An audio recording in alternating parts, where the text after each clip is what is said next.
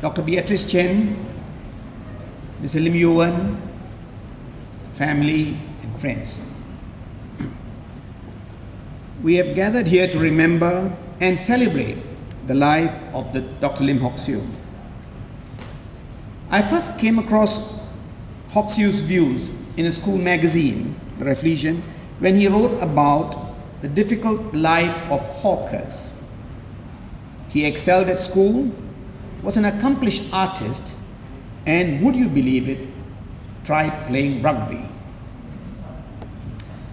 At the university, he was a leading light of the University Socialist Club and in the Students' Union, where he was chairman, together with the likes of Dr. Posu Kai and M.K. Rajagumar. That is a dangerous trinity. I think this group must have given Sidney Kane a lot of problems. Having said that, he was also active in the Pan-Malayan Students Federation, PMSF. And although he was not one of the Fajar 8, he was very active, a live support, garnering support and strength from both within and without the campus for these 8 accused, who ultimately triumphed. Now, when I entered the university in the early 60s, Hock Siew was already a practicing doctor. He attended and participated at many of the university forums and discussions. He resonated with the English-educated audience, understood their jokes, and there was a lot of give and take. Quick-witted, with prompt repartees, he was in great demand as a speaker in the university, undergraduate and graduate communities. Hock Siew has many friends from his university days, now residing in many parts of Malaysia. And when you meet them, most of them remember him with great respect. Although some would hasten to add that they would not agree with all his views, quite naturally. At the Socialist Club, when it was time to distribute the Fajar island-wide, we requisitioned our graduate members and in their vehicles went as far as Sembawang and Changi to distribute the journal. It was a healthy, good experience. On a personal level, some of us barged into his house at 18 Campbell Lane and met his charming bride, Dr. Beatrice Chen.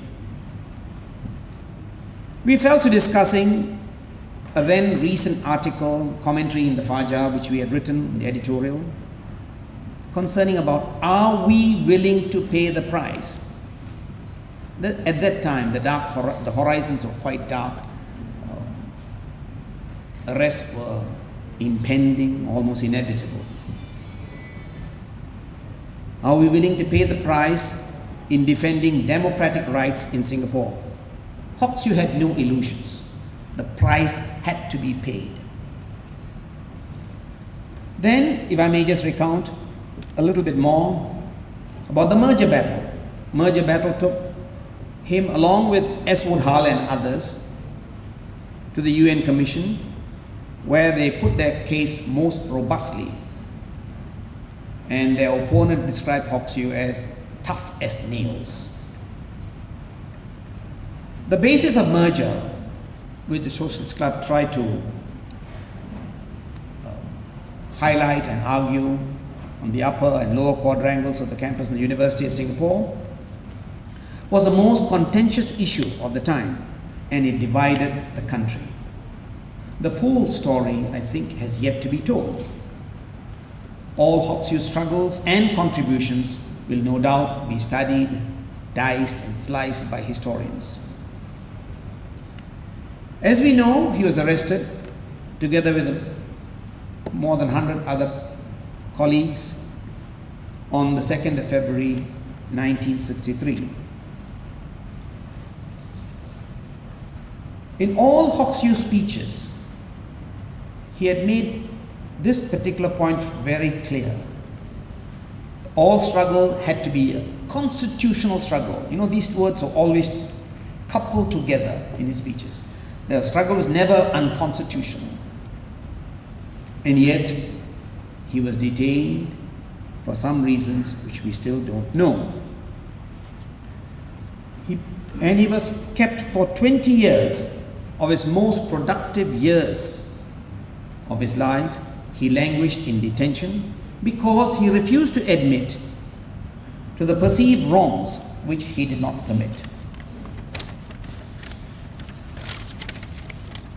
Now, there are other political prisoners. There are also criminals who, if convicted on serious crimes, may be sentenced for life imprisonment in those days, and then on good behavior you will come out of 14 years. But not if you are a political detainee of Hoxhew's caliber. You stayed in for 20 years. Hoxhew emerged resolute and indomitable again as ever from prison on September 6, 1982.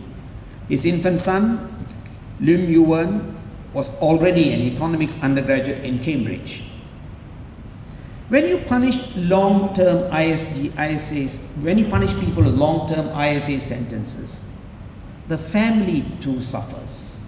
I am sure many of you have got very tragic stories of people and their spouses who have suffered because of ISA detentions, spouses and families. Well, that is a human story which has affected so many people. There is no doubt Beatrice and Yuan have been a great source of support for Hoxhew during his incarceration and after. On more than one occasion, Hoxhew has told me that the wisest decision he has made in his life was to marry Beatrice. He could not suppress the blush of a youth, if I may just repeat, he could not suppress the blush of a youth recalling his first crush. He was forever in that mood. That was, I think, fantastic. And I think that was a fantastic accolade for a wife like Beatrice.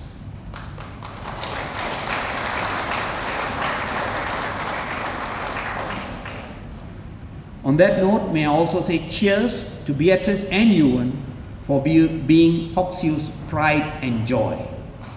Thank you very much, ladies and gentlemen.